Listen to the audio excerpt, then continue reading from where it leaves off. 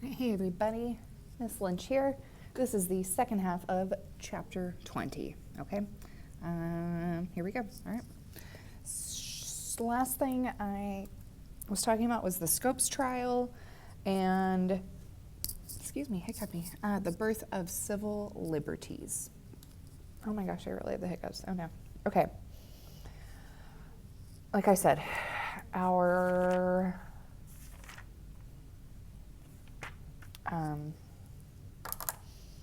what I left off on, this will set a precedent. So if you are following with me, I am on 623 in the 6th edition, and we're going to look at the Second Klan. Okay, so this is the reemergence of the KKK in the 1920s, or starting in 1915, really. Okay, so this, like I said, 1950, this is in Atlanta, and a mob lynched a Jewish man who was a factory owner named Leo Frank. A mob lynched him, accusing him of killing a teenage girl. There's no fact behind this. But yeah, so that's kind of considered this spark of the Second Klan. And by the mid-1920s, the Klan had spread to the north and west, and they had about 3 million members. Okay, so that is scary. That is a large population, okay? They felt that their individual liberty was being threatened by people of color and immigrants. This is a theme for us, unfortunately. But so, yeah, that's their justification, is that their individual liberty is being threatened by giving liberties to other people, okay? We will, unfortunately, see them grow in power, and we will talk about them some more in future chapters, okay? But that's the beginning of this, all right? Okay, closing the Golden Door. In 1924, there was a fundamental change in immigration policy. In that year, Congress permanently limited immigration for Europeans, and it banned it for all Asian immigrants. This included Japanese immigrants, even though Japan and the U.S. had been allies in World War I. Okay, and to satisfy demands of those bonanza farmers in California who relied on very heavily on seasonal Mexican labor, this 1924 law established no limits on immigration from the Western Hemisphere. Okay, so anyone from Latin America could come to the United States, no problem, because that helped the U.S. economy, is how it was viewed. Okay, this 1924 law, we will see something similar with NAFTA whenever we get to the 1990s. Okay, but so this opens immigration for the Western Hemisphere to help California farmers.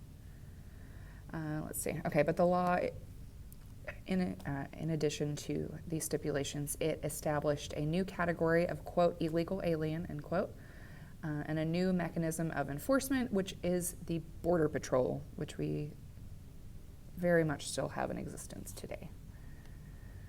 Okay. The same law also reflected a progressive desire to improve the quality of democratic citizenship and to employ scientific methods, and this would be the rise of eugenics,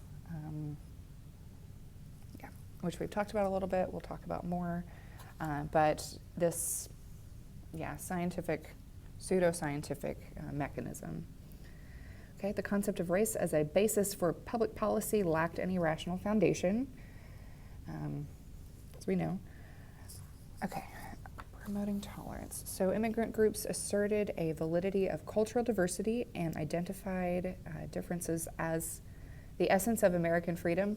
Yeah, Americans supposed to be the melting pot, but how can that be if everyone comes from the same background? We're supposed to be culturally diverse.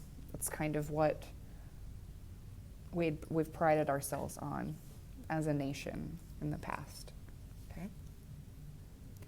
Yeah, so the Supreme Court during this time struck down any laws that tried to enforce Americanization, which is a good thing.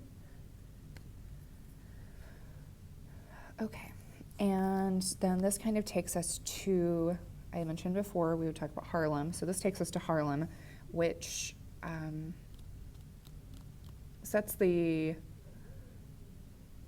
societal and cultural bar for the 1920s, okay?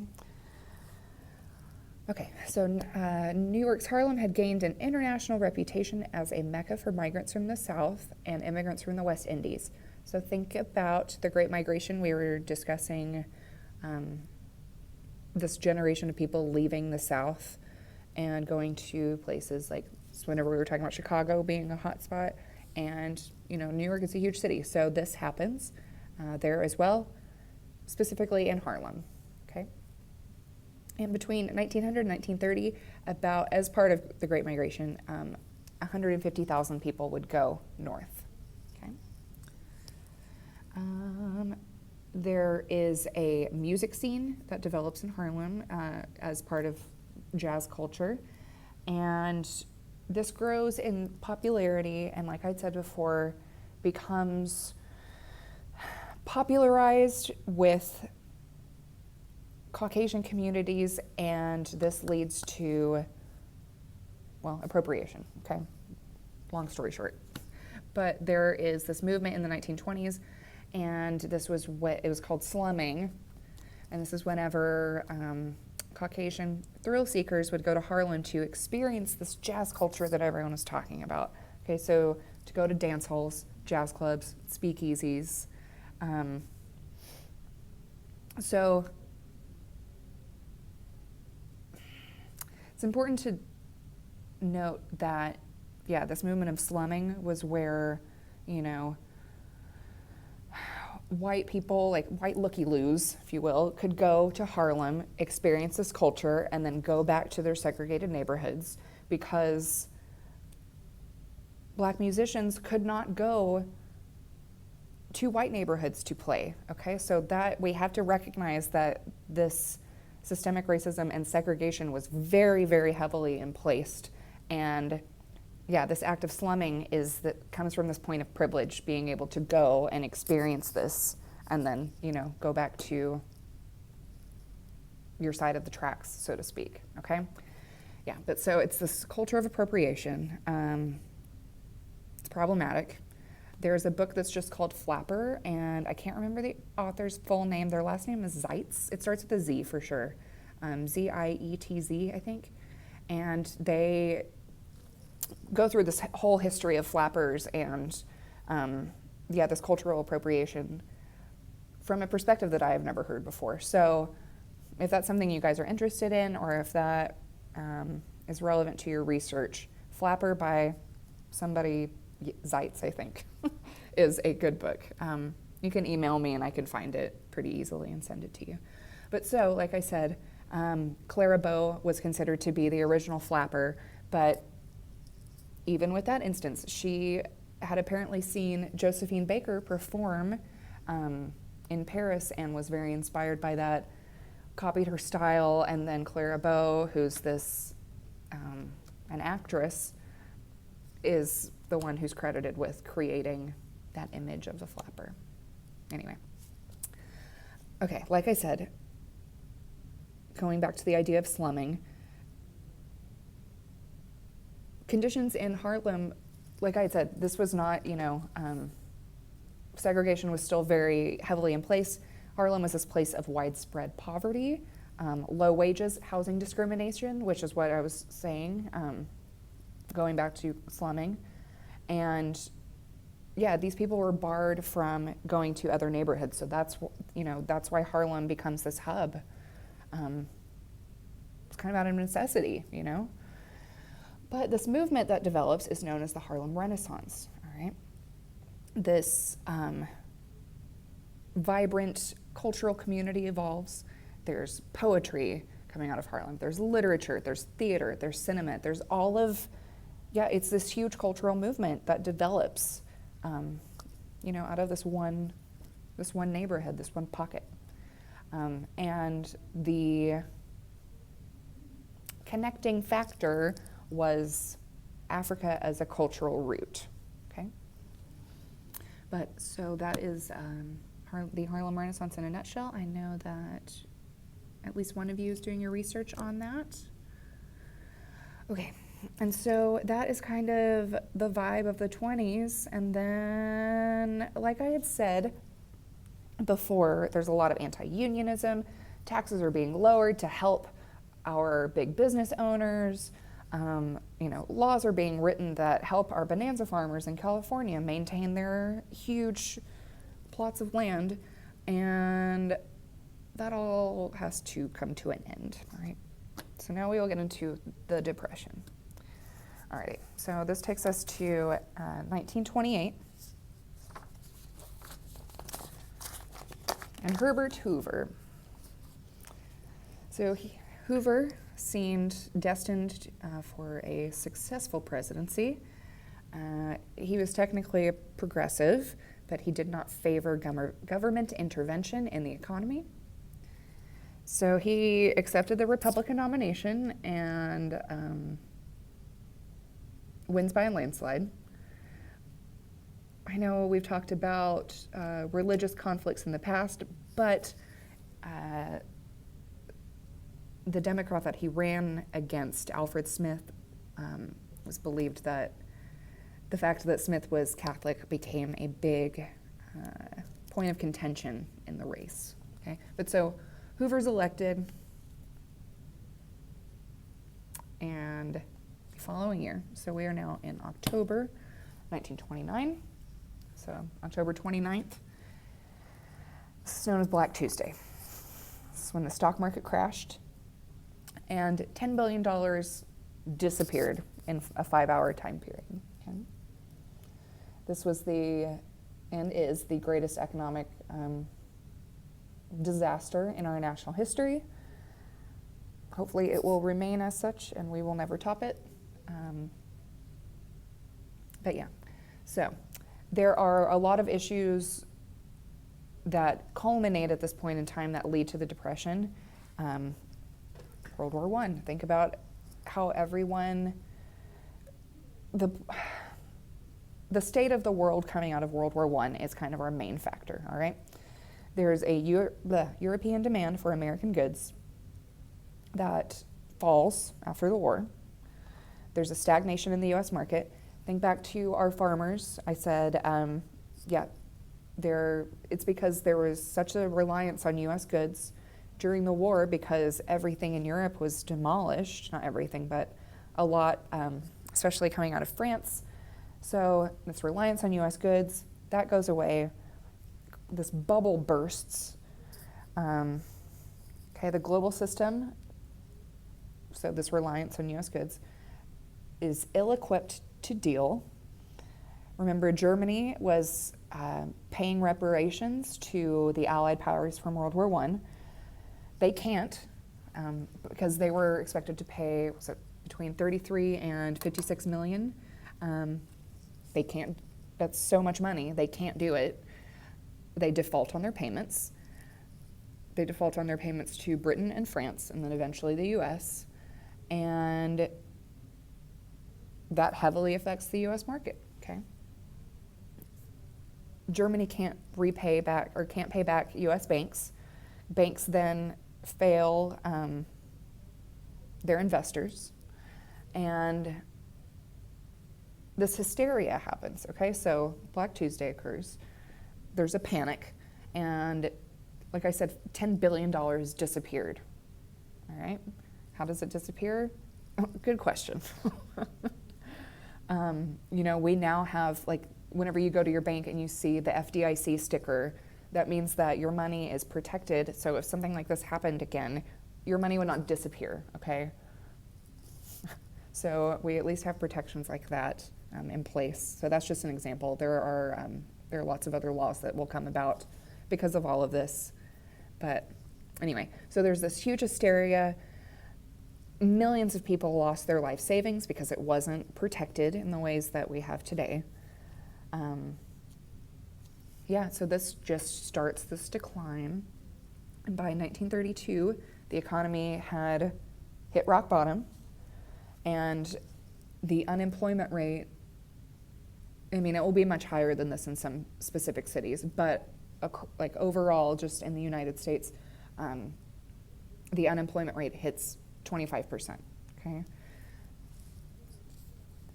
It's considered high at like 8 or 9% now, so think about 25%, okay? Alrighty. Americans in Depression. This transformed American life, obviously.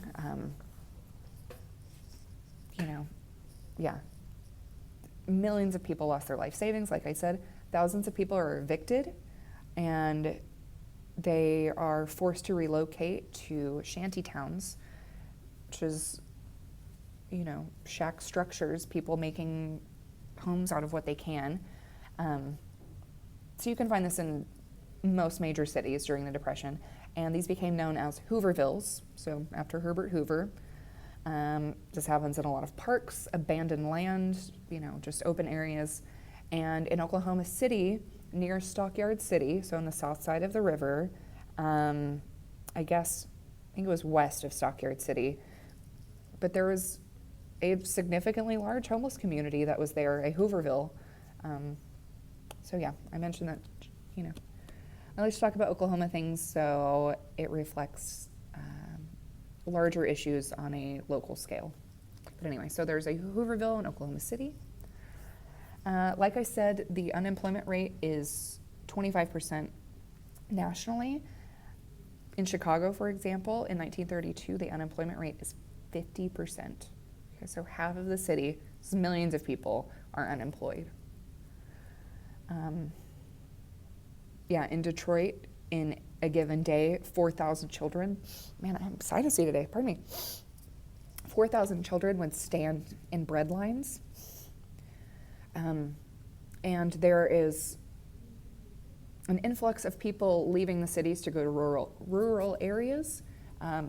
We've kind of seen this on a smaller scale this year with the pandemic. As people have the resources to do so, they are leaving cities to go be with family members,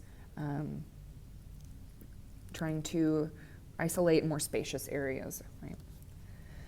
Okay, so hundreds of thousands took to the road for work.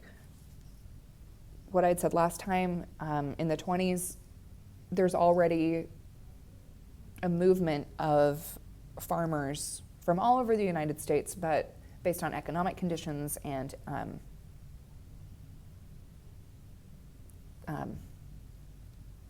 droughts and environmental conditions, people are already starting to go to California.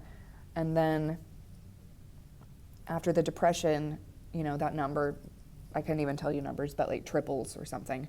So this is whenever we get kind of that image of the Okie, Oklahoma farmers going to California to work on our large bonanza farms, okay?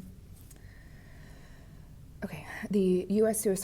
suicide rate is at its highest at this point, and the birth rate is at its lowest. Both of these things make absolute sense to me whenever you think about it. Whenever people are in duress, I think those numbers will reflect that at kind of any given point in time.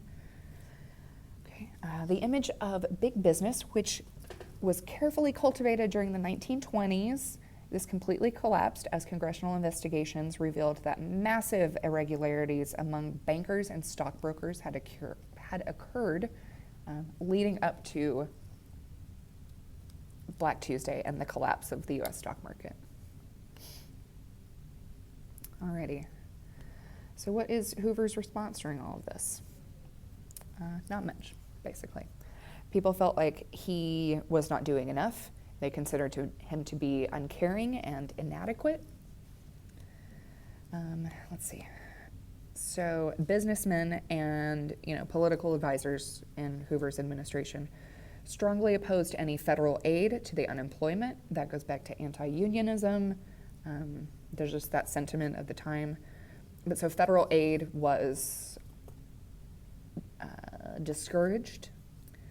They argued that economic downturns were a normal part of capitalism, which weeded out the unproductive members of society and encouraged a moral virtue among the less fortunate, which is the concept of social Darwinism.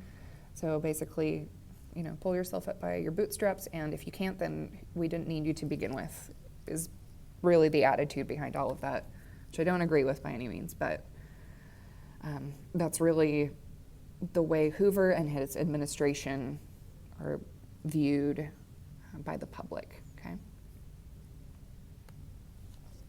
Alrighty, so in 1932, Hoover signed laws creating the Reconstruction Finance Corporation, which loaned money to failing banks, railroads, and other businesses. Yes, we will get into that a little bit later. And then the Federal Home Loan Bank System, which offered aid to homeowners who were threatened with foreclosure. And this was considered to be a dramatic departure from previous efforts. So pretty progressive, especially for Hoover. And